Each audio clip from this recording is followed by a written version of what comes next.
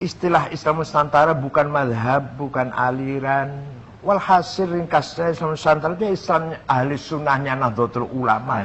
Islam ahli sunnahnya para wali songo dan tidak para ada, aulia. Tidak ada perubahan, tidak ada yang berubah sama dari sekali. Justru songo. kita ingin mengembangkan, meningkatkan, mendalam tentang kesunnian kita, tentang prinsip kita yaitu ahli sunnah wal jamaah. Mempertegas kesunnian. Contoh misalkan, dalam hal syariat Islam kita harus taklid, itu harus. Tidak bisa kita ini ijtihad sendiri langsung pada Quran dan hadis. Syariat Islam harus taklid. Ya. Tidak mungkin kita akan langsung mengambil dari Quran dan hadis di zaman sekarang ini. Ya. Kita harus taklid pada salah satu imam, terutama Imam Abu Abdullah Muhammad Asy-Syafi'i. Itu wabil khusus itu. Karena apa? Karena beliau telah berjasa besar mencari konsep tawassut wasatiyah dalam syariat. Itu Imam Syafi'i. Tawassut wasatiyah. Ya, tawassut dan wasatiyah dalam syariah.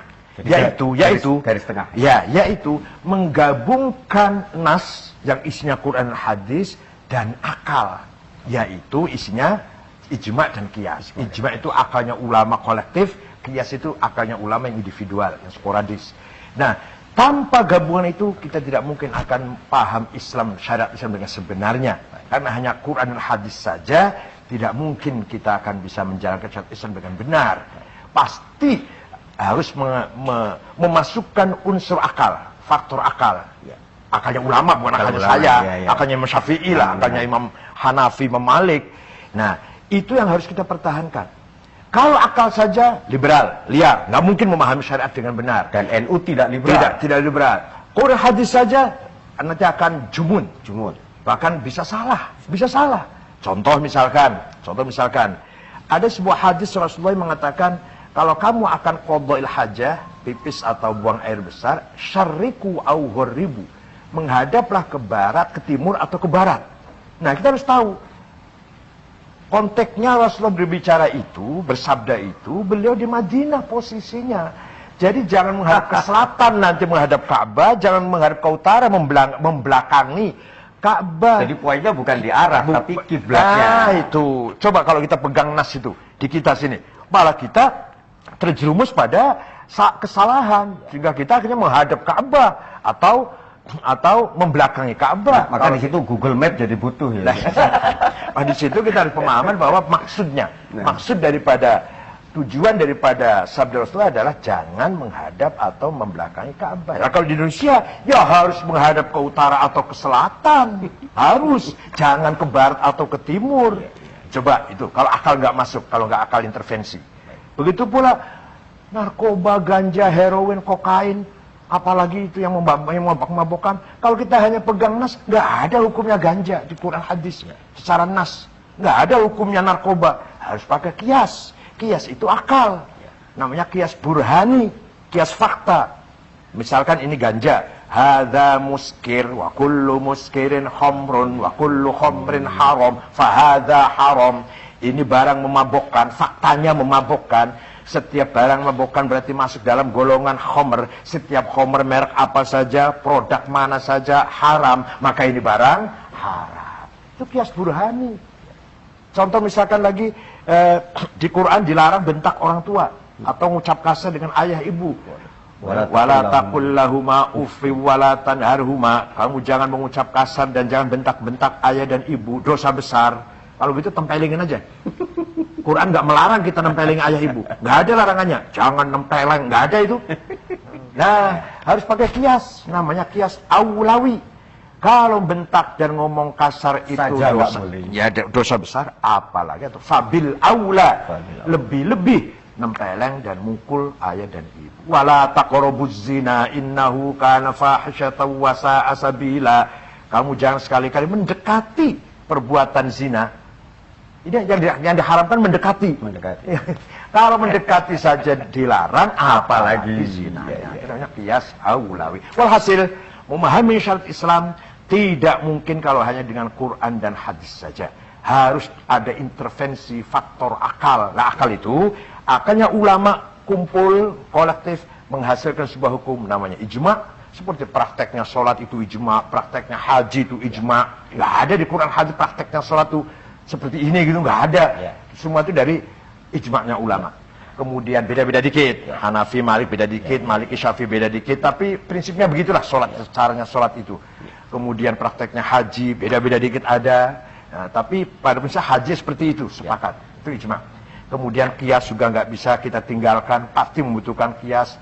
Ketambahan lagi kita juga harus memahami maqasidus syariah, tujuan, target, goal daripada syariat itu apa, yaitu kitab Al-Muwafaqat lil Imam Asy-Syatibi, Al-Muhafadhah 'ala ad-din wal 'aql, Al-Muhafadhah 'ala an-nasl, Al-Muhafadhah 'ala al-mal, Al-Muhafadhah 'ala al-'ird, Al-Muhafadhah 'ala an-nafs. Itu namanya maqasidus syariah.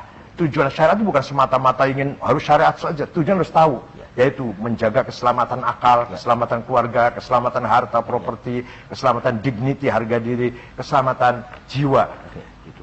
Akhirnya Al-Quran hadis itu kemudian bisa dikelola menjadi menjadi lebih bijak sesuai dengan kebutuhan. Makanya kita harus paham tentang asbabun nuzul, asbabul wurud, mampu mengkontekstualisasikan ajaran Islam.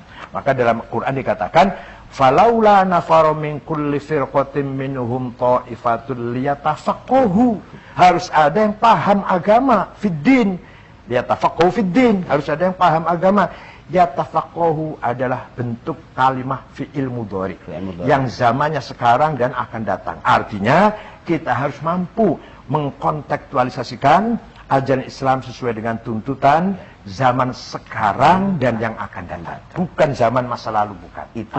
Itulah kenapa dalam beragama pun kita harus mengantisipasi perubahan. Itu tidak dalam prinsip, tapi dalam bagaimana menjalankan prinsip itu. Bagaimana menjalankan prinsip itu. Banyak sekali yang harus Solihul zaman gitu. Nah, itu ya. Jadi, itu Syafi'i. Satu lagi, imam berhasil membentuk atau menciptakan tawassut dan wasatiyah dalam akidah, yaitu Imam Asy'ari.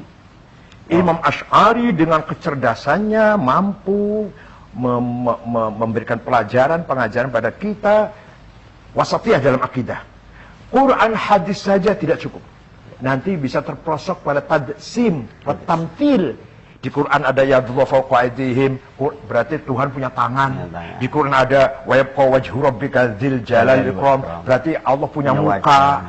Nanti di Quran ada Ar-Rahmanu 'alal 'arsy istawa, Allah duduk di arasy. Jadi karena apa? Kan tidak pakai akal, tidak menggunakan akal, hanya teks saja. Pakai akal saja tidak akan sampai kepada tauhid yang benar.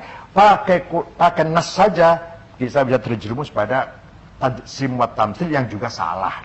Imam Asy'ari, Abul Hasan Al-Asy'ari, yang wafat pada tahun 324, dalam kitabnya Maqalatul Islamiyyin Al-Ibanah Ar-Risalah ila Ahli Taghr Al-Luma telah memberikan gagasan yang cerdas, yaitu dengan sifat 20 bagi Tuhan. Nomor 1 sifat wujud, sifat nafsiyah. Di dalam Al-Quran tidak ada lafal wujud. Lafal wujud ya ada di Quran. Jadi itu artikulasi yang luar biasa. Dari semua asmaul husna yang ada di Quran, beliau kemudian mengatakan Allah mempunyai sifat nafsiyah, namanya wujud. Yang kedua, qidam. Itu sifat qidam, baqa, mukhal hawadisi, qiyamu nafsi, sifat nafsiyah, salbiyah, ma'ani, qudrah, iradah, sama, basar, ilmu, hayah, kalam, ma'nawiyah, kaunuhu qadiran, kaunuhu muridan, kaunuhu sami'an, kaunuhu basiran, kaunuhu, dan sifat aliman, hayyan, mutakalliman, sifat ma'nawiyah. Maka sifat yang wajib bagi Allah ada 20. Berarti yang mustahil juga 20. Yang jaiz 1. Luar biasa itu. Yang akhirnya kita kenal dengan ide cerdas bagaimana memperkenalkan Allah kepada umat Islam dengan metode yang sangat mudah, tapi juga bermanfaat, efektif sekali. Kalau masing-masing kita memahami Allah melalui Quran hadis, gak mungkin kita kenal dengan sifat-sifat Allah. Kalau gak kenal sifat Allah, berarti tidak bisa mengenal Allah, gak bisa menyapa, memanggil Allah, gak mungkin kalau kita belum mengenal sifat-sifatnya. Imam Asy'ari berjasa besar menggagas dengan metode yang luar biasa wasatiyah antara Quran, hadis dan akal. Lahirlah ilmu kalam. Satu lagi orang berjasa besar dalam wasatiyah, Imam Ghazali. Imam Ghazali membangun sebuah konsep tasawuf yang wasatiyah. Syariat harus dijalankan, tapi syariat ini tidak ada artinya kalau tidak didasari dengan hakikat. Hakikat saja salah. syariat saja fasik, hakikat saja zindik. Nah, dua-duanya. Syariat harus diamalkan, tapi syariat ini juga harus mempunyai fondasi, yaitu hakikat.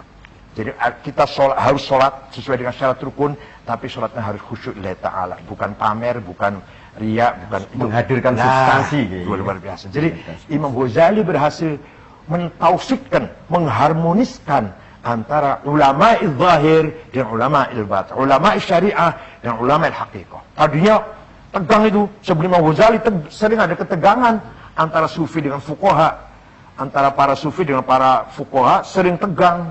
Kata orang fuqaha yang penting sholat itu syarat rukunnya pas, baca fatihahnya fasih, itu sah. Kata orang sufinya, kalau nggak khusyuk nggak ada artinya sholat itu, tegang.